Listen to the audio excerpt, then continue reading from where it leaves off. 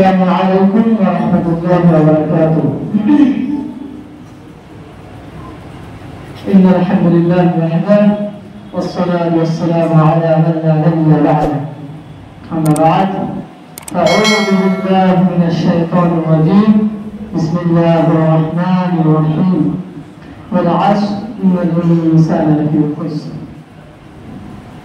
শ্রদ্ধেয় সম্মানিত আজকের সভার যোগ্যতম সভাপতি এবং পাশে বসে থাকা বিচারক মণ্ডলী এবং আমার সামনে বসে থাকা ভবিষ্যতে আসা ছোট বড় তালিম সকল সম্মানিত উপস্থিতি, যে বিষয়টি তুলে ধরেছি সেটা সোশ্যাল মিডিয়ার অপব্যবহার।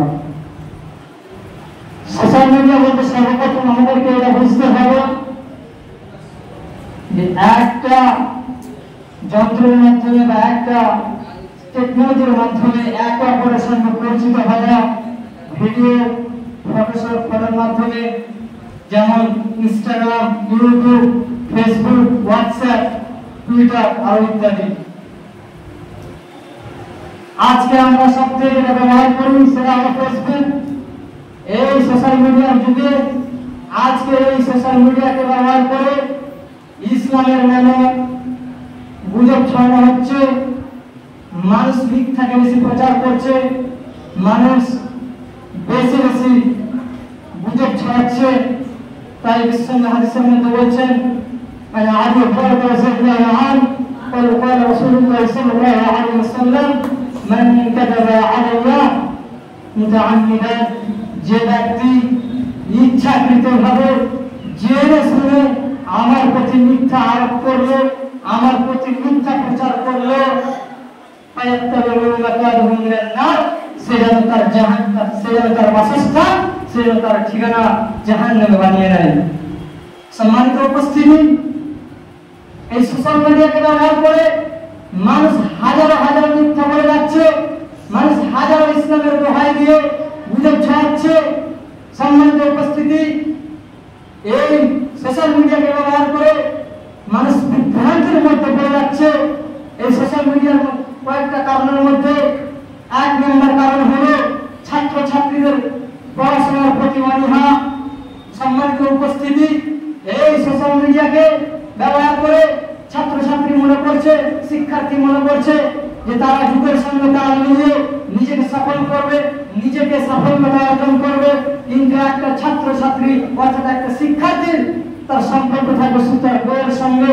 কিন্তু সম্মানিত উপস্থিতি, আজকে আমাদের এই উচ্চ লেভেলের মানুষগুলো অর্থাৎ যেগুলোকে আমরা নেতা বলে থাকি, যেগুলোকে আমরা মন্ত্রী বলে থাকি, তারা আজকে কি করেছে, আমাদের এই শিক্ষার্থীদের উপর সোশ্যাল মিডিয়াকে তুলে দিয়েছে এবং তারা ভেবেছে যে আমাদের প্রজন্ম, আমাদের ভবিষ্যতের প্রজন্ম এরাই আমাদের শিক্ষার ভান্ডার। কিন্তু সম্মানিত উপস্থিতি, এটা কখনো নয়। কারণ আজকের এই সোশ্যাল মিডিয়াকে ব্যবহার করে ছাত্রছাত্রীরা মগ্ন হয়ে গেছে, তারা অতিবাহিত করছে, হাজারো সময় তারা ব্যবহার করে ফেলছে। তাই আল্লাহ রাব্বুল আলামিন কসম করে বলছেন, ওয়াল আসর, সময়ের কসম, ইন্নাল ইনসানা লাফি খুসর, নিশ্চয় মানুষ ক্ষতিগ্রস্ত। সম্মানিত উপস্থিতি, এই সময়কে ব্যবহার করে রাতকে রাত অতিবাহিত করতে চলেছে। কিন্তু আল্লাহ রাব্বুল আলামিন বলছেন, ওয়াজআলনাল লাইলা লিবাসা, আমি তোমাদের জন্য রাতকে তৈরি করেছি তোমাদের আরামদায়ক জন্য, তোমাদের ক্লান্তি দূর করার জন্য। সম্মানিত উপস্থিতি, আর একটা পয়েন্ট বলবো, এই যুব সমাজের জন্য হচ্ছে প্রতিকারক এই সোশ্যাল মিডিয়া।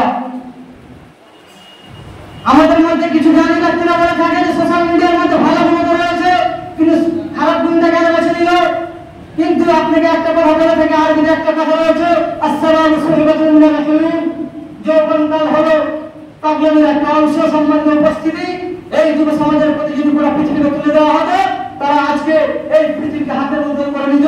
কিন্তু সম্মানিত উপস্থিতি, আজকে তারা সোশ্যাল মিডিয়ার খারাপ ব্যবহার করছে, তারা ভালোটাকে ছেড়ে মন্দতে বেশি চলে যাচ্ছে।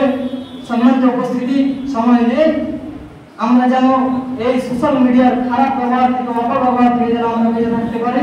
পরিশেষে আল্লাহর কাছে দোয়া করি, আল্লাহ যেন আমাদেরকে সকল মানুষকে, সকল যুবক ভাইকে যেন আমাদেরকে এই সোশ্যাল মিডিয়ার খারাপ ব্যবহার থেকে দূরে রাখে। আল্লাহুম্মা আমিন।